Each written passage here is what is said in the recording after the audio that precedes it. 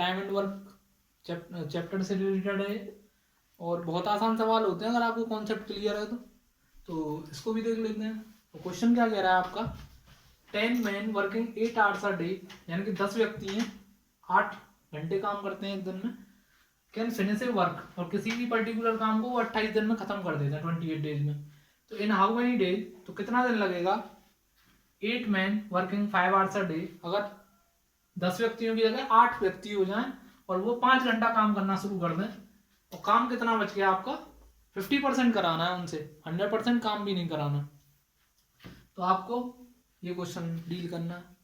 एक तो एग्जाम में ये आप क्वेश्चन, इसका कॉन्सेप्ट आपको पता है, M1 D1 H1 upon MDH मसाले होते हैं ना, अभी उनके ओनर थे धर्मपाल गुलाटी करके, उनका एक्सपायर कर गए, वो उनका निधन हो गया, तो उसी से आप रखेंगे MDH से हम याद कर लेते हैं, और नीचे में आपका W1 आ जाता है, जितना वर्क होता है equal to M2 D2 H2 और अपॉन में W2। तो ये था MDH का कॉन्सेप्ट है सिंपली। ये मैन है, M, D आपका डे है, H आपका आवर है जितना आवर काम करता है, और W1 आपका वर्क है, कितना वर्क है आपका। तो ये कॉन्सेप्ट का यूज करके हम मोस्टली क्वेश्चन को डील करते हैं। तो कॉन्सेप्ट तो मेरा भी यही है, कॉन्सेप्ट तो मैं भी इसी को ऐसे ही करूंगा, लेकिन थोड़ा सा मैं देखूंगा कि क्वेश्चन कैसे जल्दी से जल्दी आपकी कैलकुलेशन बच सकती है। अब यहाँ पे 10 है, इंटू 8 होगा और इंटू 28 होगा, यानी कि तीनों ये मल्टीप्लाई में आएंगे, और इधर भी आपका इधर 8 होगा, इंटू 5 होगा, और इधर समथिंग मुझे कैलकुलेट करना है, क्योंकि मुझे क्या कैलकुलेट करना है, इन हाउ मेनी डेज, यानी कि इधर डी आएगा, तो मैं इसको पहले कैलकुलेट कर लेता हूँ। अब इधर 8 है, इधर 5 है, तो 8 से 8 कैंसिल हो गया, इधर सीधा मैंने कैंसिल किया, इधर 5 है, इधर 10 है, तो इधर मैंने 2 आ जाएगा, इधर 2 आ गया। अगर काम इधर 1 था तो इधर कितना बचा 1/2, 1/2 अगर इधर आएगा नीचे में 2, यानी कि 1/2 इधर होगा, 1/2 इधर लिखेंगे तो 2 ऊपर ऊपर चला जाएगा, यानी कि 2 इसी के मल्टीप्लाई में आ जाएगा, 2 इसी के मल्टीप्लाई में आ जाएगा। तो ये कितना हो जाएगा आपका, इधर कुछ बचा, इधर 2 बचा, तो ये 2 भी आपका कैंसिल हो गया इससे, तो ये 2 भी आपका कैंसिल हो गया। अब बचा कितना, केवल 28 बचा, तो आंसर कितना हो गया आपका 28 ही आंसर हो गया सिंपली।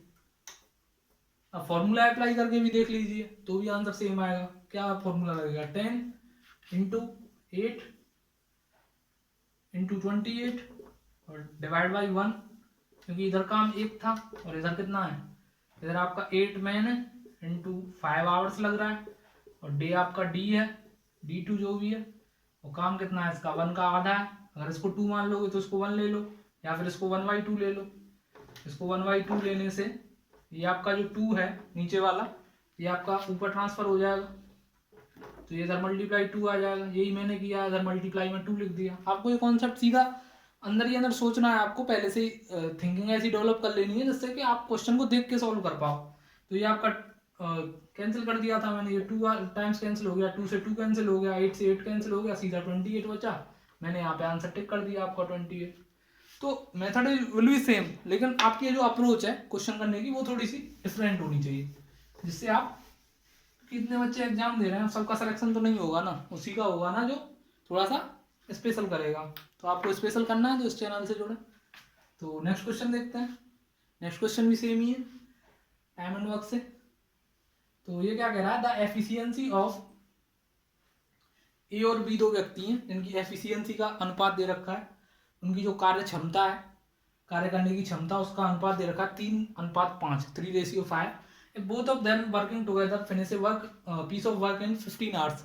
यदि दोनों अगर काम करते हैं तो दोनों मिलकर काम करते हैं तो वो किसी कार्य को 15 घंटे में वो पूरा खत्म कर देते हैं। In how many hours a will finish that work.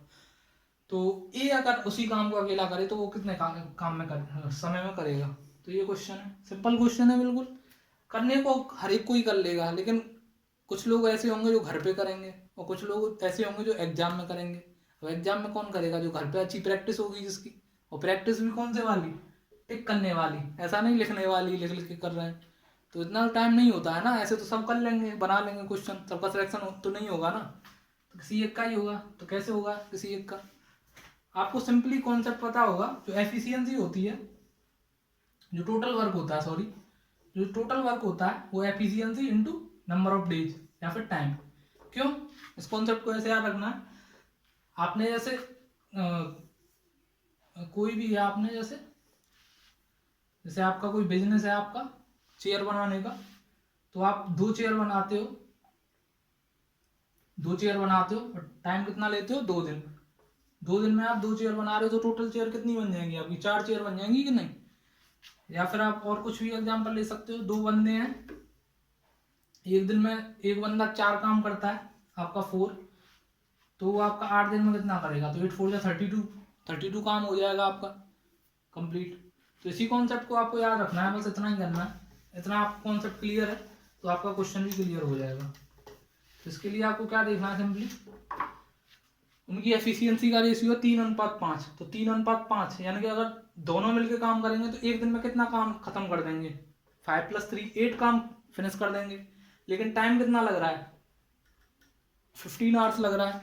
तो time into efficiency, total work कितना हो जाएगा? 5 + 3 8 8 × 15 यानी कि 120। या तो मल्टीप्लाई कर लो, और कैलकुलेशन ज़्यादा है तो मल्टीप्लाई ही मत करो, 8 × 15 ही मान लो उसे। तो 8 × 15 हो गया 120। लेकिन कराना किससे अब काम? भाई 120 टोटल काम है, लेकिन कराना सवाल में कह रहा है कि ए से कराओ भाई काम आप पूरा। तो ए से काम कराओगे तो 120/3 कितना हो गया? 40। और 40 ऑप्शन में होगा, ये आपका आंसर होगा। तो क्वेश्चन करने का तरीका, एक बंदा क्या करेगा, 3:5 लिखेगा पहले, ऐसे करके लिखेगा। वो बड़े सजा के लिखना बड़ा मजा आता है लिखने में। तो 3 + 5 आपका 8 लिखेगा, फिर 8 × 15 लिखेगा, फिर उससे /3 करेगा, फिर ऐसे कैंसिल भी करेगा। वो 3 5 जा 15, 5 8 जा 40। तो choice is yours, what you want. तो दोस्तों देखते हैं लास्ट क्वेश्चन। लास्ट क्वेश्चन क्या कह रहा है? The average of 25 observation is 38। 25 मानकों का जो एवरेज है, जो औसत है, वो 38 है। आउट ऑफ दीज ऑब्जर्वेशन, इन्हीं ऑब्जर्वेशन में, इन्हीं मानकों में से मीन ऑफ फर्स्ट 13 ऑब्जर्वेशन है 34। जो 13 ऑब्जर्वेशन है उनका जो औसत है वो 34 है। मीन और एवरेज सेम थिंग होती है, कोई भी डिफरेंस नहीं है, क्योंकि मीन में भी यही करते हैं हम, sum of observation divide by number of observation. तो पहले जो 13 ऑब्जर्वेशन है उनका जो मीन है वो आपका 34 दे रखा है, और लास्ट के 13 ऑब्जर्वेशन है उनका 42 दे रखा है। तो मैं शॉर्ट में बताऊं, टोटल 25 नंबर है, उनका एवरेज आपको दे रखा है 38। जो पहले 13 ऑब्जर्वेशन है, फर्स्ट 13 जो है उनका जो फिर एवरेज है, औसत है, वो कितना है? 34। और लास्ट के जो 13 है उनका एवरेज है आपका, लास्ट के जो 13 है उनका एवरेज कितना है? 42। तो ये सिंपल सा क्वेश्चन बन गया हमारा। और पूछ क्या रहा है हमें कि 13th नंबर क्या होगा। तो इतना तो मैंने क्वेश्चन का, तो अगर मुझे कॉन्सेप्ट नहीं पता है तो लिखूंगा, अदरवाइज नहीं लिखूंगा। मैं क्या देखूंगा? 25 38 मैं देख रहा हूँ सारे जो ऑप्शंस हैं उनमें यूनिट डिजिट डिफरेंट है। तो क्यों ना अगर मैं डायरेक्ट देखूं, क्योंकि 13 इसमें देख पा रहे हैं हम, 13 + 13 26 ऑब्जर्वेशन हो गए। इसका मतलब एक जो ऑब्जर्वेशन है वो 2 बार काउंट हो गया। तो वो कौन सा इसमें फर्स्ट 13 लिया है, इसमें लास्ट 13 लिया है, यानी कि जो 13th ऑब्जर्वेशन है वो 2 बार काउंट हो गया। इसलिए इसका मतलब क्या करें हम, जो टोटल है इसका, जो सम है इसका, उसमें से इसके सम को घटा दें तो मुझे मिल जाएगा ना 13 ऑब्जर्वेशन। 13 ऑब्जर्वेशन क्या होगा? तो इसका सम कैसे निकालूंगा मैं?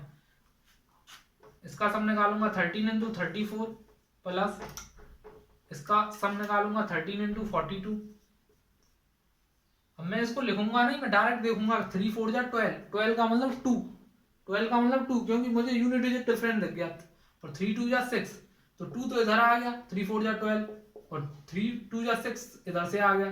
और माइनस कितना करना पड़ेगा? माइनस इसका जो सम आएगा उसको माइनस करना पड़ेगा मुझे। तो 5 8 जा 40 माइनस 0। तो अब देख लेते हैं आंसर कितना। 2 + 6 8, 8 - 0 यानी कि 38। ये आपका आंसर हो गया सिंपली। तो 38 हमारा आंसर हो गया सिंपली, बड़े आसानी से। तो ऐसे ही क्वेश्चनों को डील करना है हमें, कोई ज़्यादा टफ क्वेश्चन नहीं होता है। इसी के साथ में ये आपका KVS LTC के 15 क्वेश्चन हो चुके हैं। पार्ट 1 देख सकते हो आप, डिस्क्रिप्शन में लिंक दे रखी है, अगर आपने वो नहीं देखा है पहले उसको देखें। उसमें भी मैंने 4 सवाल कराए, और इसमें भी जो बचे हुए रिमेनिंग क्वेश्चंस थे वो मैंने यहाँ पे डील कराए कुछ अलग तरीके से। ऐसा नहीं है, पढ़ने को तो सभी पढ़ रहे हैं, लेकिन सिलेक्शन और जो सेलेक्ट हो चुका है उससे थोड़ा सा आपको आइडिया ज़्यादा मिलेगा एज कम्पेयर टू जो केवल ओनली टीचिंग कर रहा है। तो इसलिए अगर आपको चीज़ें पसंद आ रही हैं तो चैनल को लाइक करें, शेयर करें, सब्सक्राइब करें और ऐसे ही बने रहें और वीडियो भी देखते रहें। वीडियोज आती रहेंगी, हर दिन आपको कोई ना कोई नई वीडियो मिलती है। मेरी कोशिश रहती है कि आपको कुछ ना कुछ नया डिलीवर किया जाए, क्योंकि पढ़ तो सभी रहें।